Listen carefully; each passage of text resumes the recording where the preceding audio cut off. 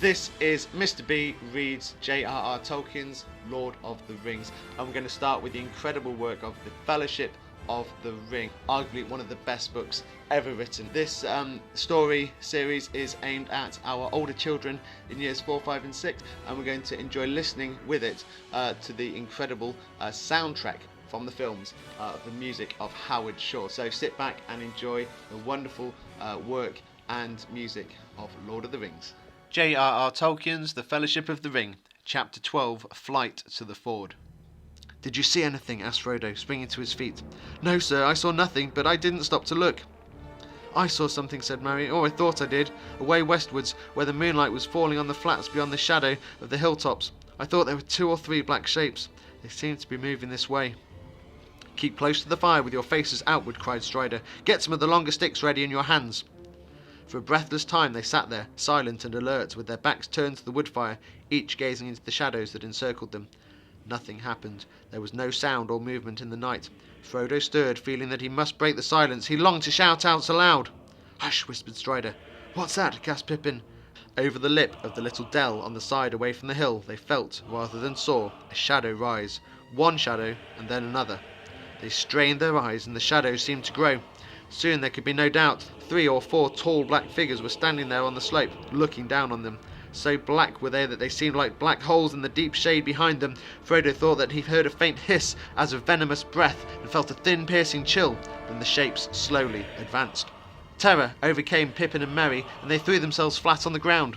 Sam shrank to Frodo's side. Frodo was hardly less terrified than his companions. He was quaking as if of bitter cold, but his terror was swallowed up in a sudden temptation to put on the ring. The desire to do this laid hold of him, and he could think of nothing else. He could not speak. He felt Sam looking at him as if he knew that his master was in some great trouble, but he could not turn towards him. He shut his eyes and struggled for a while, but resistance became unbearable, and at last he slowly drew out the chain and slipped the ring on his forefinger of his left hand. Immediately, though everything else remained as before, dim and dark, the shapes became terribly clear. He was able to see beneath their black wrappings. There were 5 tall figures, 2 standing on the lip of the dell, 3 advancing. In their white faces burned keen and merciless eyes. Under their mantles were long grey robes. Upon their grey hairs were helms of silver. In their haggard hands were swords of steel. Their eyes fell on him and pierced him as they rushed towards him. Desperate, he drew his own short sword, and it seemed to him that it flickered red, as if it was a firebrand. 2 of the figures halted. The third was taller than the others. His hair was long and gleaming, and on his helm was a crown. In one hand he held a long sword, and in the other a knife. Both the knife and the hand that held it glowed with a pale light. He sprang forward and bore down on Frodo. At that moment Frodo threw himself down on the ground, and he heard himself crying aloud, "O Elbereth Gilthoniel!" At the same time he struck at the feet of the enemy. A shrill cry rang out in the night, and he felt a pain like a dart of poisoned ice pierce his left shoulder. Even as he swooned, he caught, as through a swirling mist, a glimpse of Strider leaping out of the darkness with a flaming brand of wood in either hand. With a last effort, Frodo dropped his sword, slipped the ring from his finger, and closed his right hand upon it. When Frodo came to himself, he was still clutching the ring desperately. He was lying by the fire, which was now piled high and burning brightly. His 3 companions were bending over him. "What has happened? Where is the Pale King?" he asked wildly. They were too overjoyed to hear him speak to answer for a while, nor did they understand his question. At length he gathered from Sam that they had seen nothing but the vague shadowy shapes coming towards them. Suddenly, to his horror, Sam found that his master had vanished, and at that moment a black shadow rushed past him, and he fell. He heard Frodo's voice, but he seemed to come from a great distance or from under the earth, crying out strange words. Strider had then appeared, leaping over the fire, wielding flaming branches, and had driven the black riders far, far away. He had given chase to them as well, to make sure they did not return. They had then discovered Frodo when they stumbled over his body, as if lying dead, face downwards on the grass with his sword beneath him, and they were overjoyed to see him come round at last. While they were talking, Strider returned, appearing suddenly out of the shadows. The hobbits were startled, and Sam drew his sword and stood over Frodo. "I am not a black rider, Sam," he said gently. "I have driven them off for now, but we must be careful." When he heard what Frodo had to tell, he became full of concern and shook his head and sighed. Then he ordered Pippin and Merry to heat as much water as they could in their small kettles, and to bathe the wound with it. "Keep the fire going and keep Frodo warm," he said. Then he got up and walked away, and called Sam to him. "I think I understand things better now," he said in a low voice. "There seem only to have been 5 of the enemy. Why they were not all there I don't know. Possibly some were pursuing Gandalf elsewhere. They have drawn off for the time being, but not far, I fear. They will come again another night if we cannot escape and lose ourselves amongst this barren landscape." They are only waiting because they think their purpose is almost accomplished, that the ring cannot fly much further. I fear, Sam, that they believe your master has a deadly wound that will subdue him to their will. We shall see." Sam choked with tears. "Don't despair," said Strider. "You must trust me now. Your Frodo is made of sterner stuff than I had guessed, though Gandalf hinted that it might prove so. He is not slain, and I think he will resist the evil power of the wound longer than his enemies expect. I will do all I can to help and heal him. Guard him well while I am away." He hurried off and disappeared again into the darkness. Frodo dozed, though the pain of his wound was slowly growing and a deadly chill was spreading from his shoulder to his arm and side. His friends watched over him, warming him and bathing his wound. The night passed slowly and wearily. Dawn was growing in the sky and the dell was filling with grey light when Strider at last returned. "Look," he cried, and stooping he lifted from the ground a black cloak that had lain there hidden by the darkness. A foot above the lower hem there was a slash. "This was the stroke of Frodo's sword," he said, "and look here too." He stooped again and lifted up a long thin knife. There was a cold gleam in it. As Strider raised it they saw that near the end its edge was notched and the point was broken off. But even as he held it up in the growing light, they gazed in astonishment, for the blade seemed to melt and vanish like a smoke in the air, leaving only the hilt in Strider's hand. "Alas," he cried, "it was this accursed knife that gave the wound. Few now have the skill in healing to match such evil weapons, but I will do what I can." He sat down on the ground, and taking the dagger hilt, laid it on his knees, and he sang over it a slow song in a strange tongue. Then, setting it aside, he turned to Frodo, and in a soft tone spoke words the others could not catch. From the pouch at his belt he drew out the long leaves of a plant. "These leaves," he said, "I have walked far to find, for this plant does not grow in the bare hills, but in the thickets away south of the road I found it in the dark by the scent of its leaves." He crushed a leaf in his fingers, and it gave out a sweet and pungent fragrance. He threw the leaves into boiling water and bathed Frodo's shoulder with it. The fragrance of the steam was refreshing, and those that were unhurt felt their minds calmed and cleared. The herb also had some power over the wound, for Frodo felt the pain and also the sense of frozen cold lessen in his side. But the life did not return to his arm, and he could not raise or use his hand. He wondered if he would remain maimed for life, and how they would now manage to continue their journey. He felt too weak to stand. The others were discussing this very question. They quickly decided to leave Weathertop as soon as possible. As soon as the daylight was full, they had some hurried food and packed. It was impossible for Frodo to walk, so they divided the greater part of their baggage among the four of them and put Frodo on the pony. In the last few days the poor beast had improved wonderfully.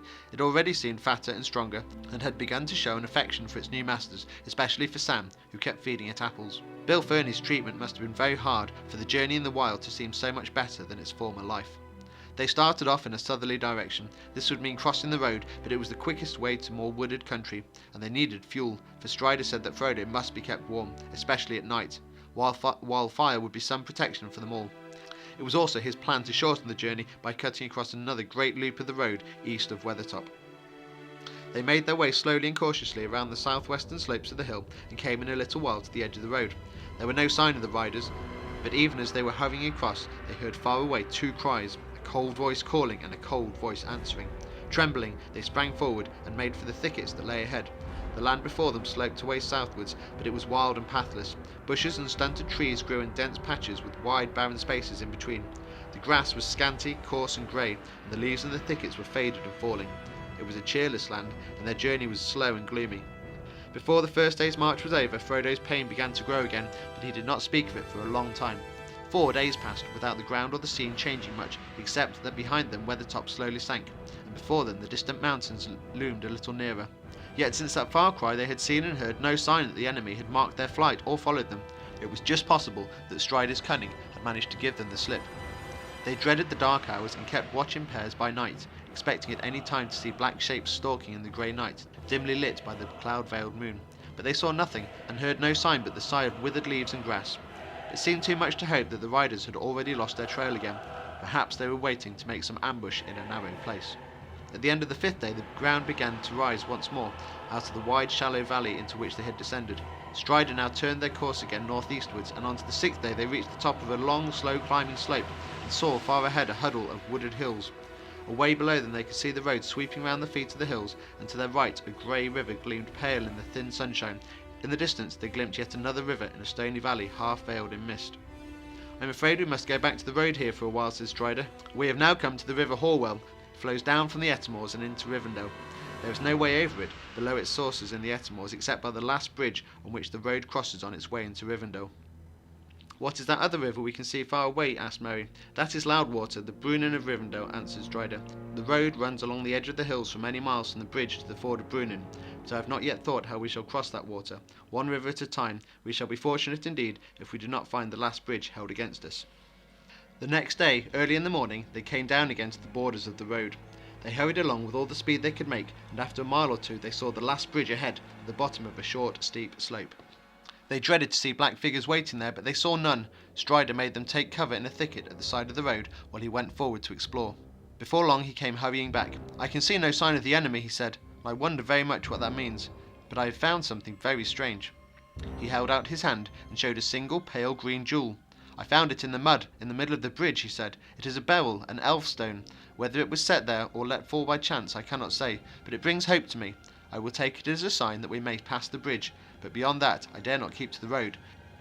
They crossed the bridge in safety, hearing no sound but the water swirling against its great arches. A mile further on they came to a narrow ravine that led northwards through the steep lands on the left of the road. Here Strider turned aside, and soon they were lost in a sombre country of dark trees winding among the feet of sullen hills. The hills now began to shut them in. The road behind held on its way to the river Brunnen, but both were now hidden from view. The travellers came into a long valley, narrow, deeply cloven, dark and silent. Trees with old and twisted roots hung over cliffs and piled up behind into mounting slopes of pinewood. That night they camped on a stony shelf with a rock wall behind them in which there was a shallow cave, a mere scoop in the cliff. Frodo was restless. The cold and wet had made his wound more painful than ever, and the ache and sense of deadly chill took away all sleep. He lay tossing and turning and listening fearfully to the stealthy night noises. He felt that black shapes were advancing to smother him, but when he sat up he saw nothing but the back of Strider sitting hunched up, smoking his pipe and watching. He lay down again and passed into an uneasy dream in which he walked on the grass in his garden in the Shire, but it seemed faint and dim, less clear than the tall black shadows that stood looking over the hedge. The morning dawned bright and fair. The air was clean and the light pale and clear in a rain-washed sky. Their hearts were encouraged, but they longed for the sun to warm their cold, stiff limbs. As soon as it was light, Strider took Mary with him and went to survey the country from the height to the east of the pass. The sun had risen and was shining brightly when he returned with more comforting news. They were now going more or less in the right direction. If they went on down the further sides of the ridge, they would have the mountains on their left. Some way ahead, Strider had caught a glimpse of the Loudwater again, and he knew that, though it was hidden from view, the road to the ford was not far from the river, and lay on the side nearest to them. "We must make for the road again," he said. "We cannot hope to find a path through these hills. Whatever danger may beset it, the road is our only way to the ford." In the afternoon they went on and passed into some woods. After a few miles they came out on top of a high bank above the road. At this point the road had left the Horwell far behind in its narrow valley, and now clung close to the feet of the hills, rolling and winding eastward among woods and heather-covered slopes towards the ford and the mountains. The road lay quiet under the long shadows of early evening. There was no sign of any travellers to be seen. As there was now no other possible course for them to take, they climbed down the bank, and turning left went off as fast as they could. Soon a shoulder of the hills cut off the light of the fast westering sun. A cold wind flowed down to meet them from the mountains ahead. They were beginning to look for a place off the road where they could camp for the night, when they heard a sound that brought sudden fear back into their hearts, the noise of hooves behind them. They looked back, but they could not see far because of the many windings and rollings of the road. As quickly as they could, they scrambled off the beaten way and up into the deep heather and bilberry brushwood of the slopes above. As they peered out from among the bushes, they could see the road, faint and grey in the failing light, some 30 feet below them. The sound of hooves drew nearer. They were going fast, with the light clippity-clippity-clip. Then faintly, as if it was blowing away from them by the breeze, they seemed to catch a dim ringing, as of small bells tinkling. "That does not sound like a Black Rider's horse," said Frodo, listening intently. The other hobbits agreed, hopefully, that it did not, but they all remained full of suspicion.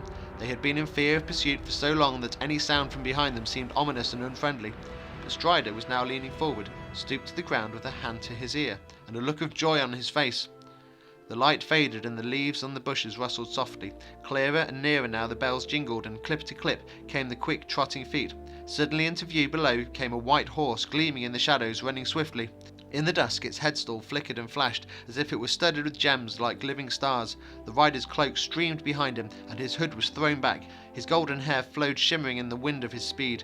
Strider sprang from hiding and dashed down towards the road, leaping with a cry through the heather. But even before he had moved or called, the rider had reined in his horse and halted, looking up towards the thicket where they stood. When he saw Strider, he dismounted and ran to meet them all, calling, "Aina Vidui Dunedain, my Gavinan." His speech and clear ringing voice left no doubt the rider was of the elven folk. No others that dwelt in the wide world had voices so fair to hear, but there seemed to be a note of haste or fear in his call, and they saw that he was now speaking quickly and urgently to Strider. Soon Strider beckoned to them, and the hobbits left the bushes and hurried down to the road. "This is Glorfindel, who dwells in the house of Elrond," said Strider. "Hail, and well met at last," said the elf lord to Frodo. "I was sent from Rivendell to look for you. We fear that you are in danger upon the road." "Then Gandalf has reached Rivendell?" cried Frodo joyfully. "No, he had not when I departed, but that was 9 days ago," answered Glorfindel. "Elrond had received a message from him, and had sent us out in advance. He said that the Nine were abroad, and that you were astray, bearing a great burden without guidance, for Gandalf had not been able to find you. There are few even in Rivendell that can ride openly against the Nine, but such as there were, Elrond sent out north, west and south. It was thought that you might turn far aside to avoid pursuit, and become lost in the wilderness. It was my lot to take the road, and I came to the bridge of Methaethel, and left a token there several days ago. 3 of the dark riders were on the bridge, but they withdrew, and I pursued them westward and chased them off.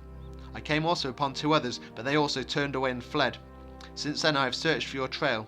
2 days ago I found it, and followed it over the bridge, and today I marked where you descended from the hills again. But come, there is no time for further news. Since you are here, we must risk the peril of the road and go. There are 5 dark riders behind us, and when they find your trail upon the road, they will ride after us like the wind. Where the other 4 may be, I do not know. I fear that we may find the ford is already held against us." While Glorfindel was speaking, the shades of evening deepened. Frodo felt a great weariness come over him. Ever since the sun began to sink, the mist before his eyes had darkened, and he felt that a shadow was coming between him and the faces of his friends. Now pain assailed him, and he felt cold. He swayed, clutching at Sam's arm. "My master is sick and wounded," said Sam angrily. "He can't go on riding after nightfall. He needs rest." Glorfindel caught Frodo as he sank to the ground, and taking him gently in his arms, he looked in his face with grave anxiety. Briefly Strider told of the attack on their camp under Weathertop, and of the deadly knife wound.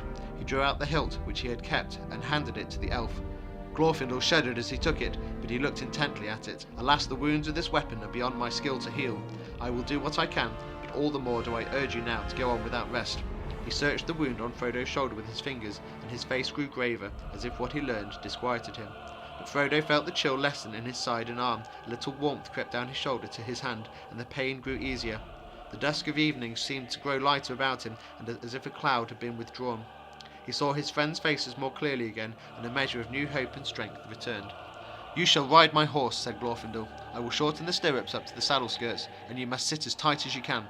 But you need not fear, my horse will not let any rider fall that I command him to bear, and if danger presses too near, he will bear you away with a speed that even the black steeds of the enemy cannot rival." To that Frodo had no answer, so he was persuaded to mount Glorfindel's white horse. The pony was laden instead with a great part of the others' burdens, so that they now marched lighter, and for a time made good speed. But the hobbits began to feel it hard to keep up with the swift, tireless feet of the elf. On he led them into the mouth of darkness, and still on under the deep clouded night. Not until the grey of dawn did he allow them to halt. Pippin, Merry and Sam were by that time nearly asleep on their stumbling legs, and even Strider seemed to be weary. They cast themselves down in the heather a few yards from the roadside and fell asleep immediately. They seemed hardly to have closed their eyes when Glorfindel, who had set himself to watch while they slept, awoke them again. The sun had now climbed far into the morning, and the clouds and mists of the night were gone. "Drink this," said Glorfindel to them, pouring for each in turn a little liquor from his silver-studded flask of leather. It was clear as spring water and had no taste, and it did not feel either cool or warm in the mouth, but strength and vigour seemed to flow into all their limbs as they drank it. The hobbits were still weary when they set out again. There were many miles yet to go between them and the ford, and they hobbled forward at the best pace they could manage. "Our peril will be the greatest just ere we reach the river," said Glorfindel, "for my heart warns me that pursuit is now swift behind us, and other dangers may be waiting by the ford ahead."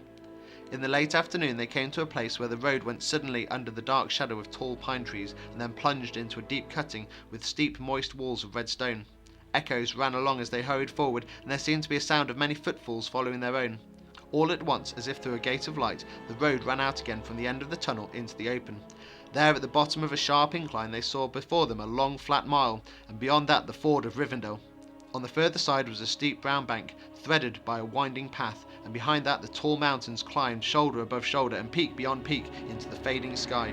There was still an echo as of following feet in the cutting behind them, a rushing noise as if a wind were rising and pouring through the branches of the pines. One moment Glorfindel turned and listened, then he sprang forward with a loud cry. "Fly!" he called. "Fly! The enemy is upon us!" The white horse leapt forward, the hobbits ran down the slope. Glorfindel and Strider followed as rear guard. They were only halfway across the flat when suddenly there was a noise of horses galloping. Out of the gate in the trees that they had just left rode a black rider, who reined his horse in and halted, swaying in his shadow. Another followed him, and then another, then again, and two more. "Ride forward, ride!" cried Glorfindel to Frodo. He did not obey at once, for a strange reluctance seized him. Ride on, cried Glorfindel, and then aloud and clear he called to the horse in the elf tongue, Nor a limb, Masfaloth! At once the white horse sprang away and sped like the wind along the last lap of the road. At the same moment the black horses leapt down the hill in pursuit, and from the riders came a terrible cry, such as Frodo had heard filling the woods with horror in the East Farthing far away. It was answered, and to the dismay of Frodo and his friends, out from the trees and rocks, away on the left, 4 of the riders came flying. 2 rode towards Frodo, 2 galloped madly towards the ford to cut off his escape. They seemed to him to run like the wind and to grow swiftly larger and darker as their courses converged with his. Frodo looked back for a moment over his shoulder. He could no longer see his friends. The riders behind were falling back. Even their great steeds were no match in speed for the white elf horse of Glorfindel. He looked forward again and hope faded. There seemed no chance of reaching the ford before he was cut off by the others that had lain in ambush. Fear now filled all Frodo's mind. He thought no longer of his sword. No cry came from him. He shut his eyes and clung to the horse's mane. The wind whistled in his ears and the bells upon the harness rang wild and shrill. A breath of deadly cold pierced him like a spear, as with a last spurt like a flash of white fire, the elf horse, speeding as if on wings, passed right before the face of the foremost black rider. Frodo heard the splash of water. It foamed about his feet. He felt the quick heave and surge as the horse left the river and struggled up the stony path on the other side. He was climbing the steep bank. He was across the ford. But his pursuers were close behind. At the top of the bank the horse halted and turned about, neighing fiercely. There were 9 riders at the water's edge below, on the other side of the river, and Frodo's spirit quailed before the threat of their uplifted faces. He knew of nothing that would prevent them from crossing as easily as he had done, and he felt that it was useless to try and escape. Suddenly the foremost black rider spurred his horse forward. The horse checked at the water's edge and reared up nervously. As the black riders started to step into the ford, the elf horse reared and snorted in response, as if it was making its own final stand against them. The foremost of the black horses had almost set foot upon the shore, when at that moment there came a roaring and a rushing, a noise of loud waters rolling many stones. Dimly Frodo saw the river below him rise. Down along its course there came a plumed cavalry of waves. White flames seemed to Frodo to flicker on their crests, and he half fancied that he saw amid the water white riders upon white horses with frothing manes. The black riders were all overwhelmed, and disappeared, buried suddenly under angry foam and raging waters. Their piercing cries were drowned in the roaring of the river as it carried them away. Then Frodo felt himself falling, and the roaring and confusion seemed to rise and engulf him together with his enemies. He heard and saw no more.